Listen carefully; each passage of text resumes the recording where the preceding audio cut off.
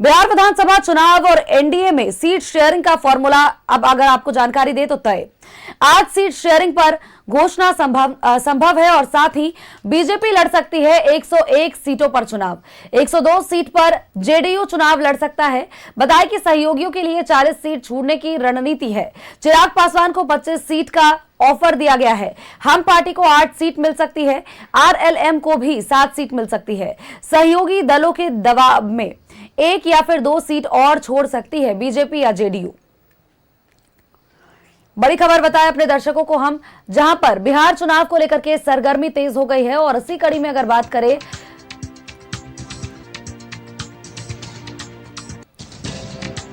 NDA में seat sharing का formula लगभग तय माना जा रहा है और आज सीट शेयरिंग पर चर्चा की जाएगी।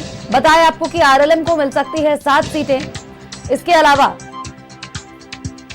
सहयोगी दलों के दबाव में आकर के 1 या फिर 2 सीट बीजेपी या जेडीयू छोड़ सकते हैं।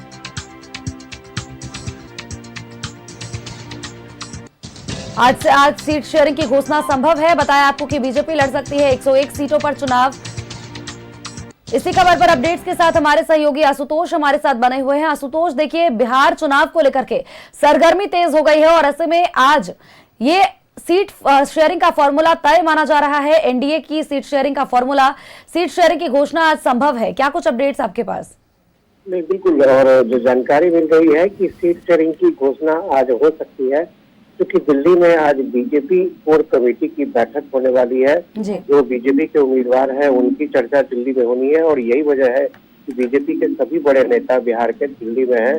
जो कल प्रदेश अध्यक्ष ने कही थी बात की, अगर दिल्ली से वापस आना संभव हुआ आज के तारीख में, तो आज ही बिहार में सीट शेयरिंग की घोषणा एनडीए की तरफ से कर दी जाएगी।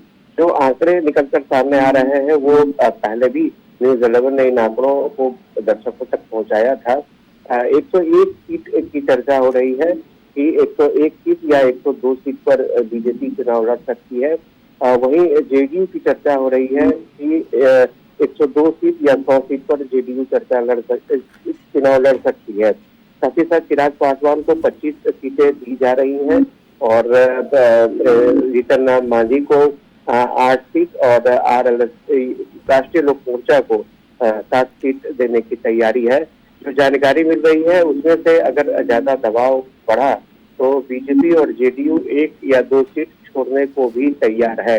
तो देखना दिलचस्प होगा कि टोटल आंकड़ा जो होता है वो कितना होता है। लेकिन आज ये मान कर चला जा रहा है कि एनडीए अपने घटक दलों के साथ सीट शेयरिंग की घोषणा कर सकती। बिल्कुल आशुतोष, और देखिए कहीं ना कहीं ये बात असंभव है कि आज सीट शेयरिंग का ऐलान हो जाए और ऐसे में देखना दिलचस्प होगा कि किसे कितनी सीटें मिलती हैं। बहुत बहुत शुक्रिया तमाम अपडेट्स के लिए।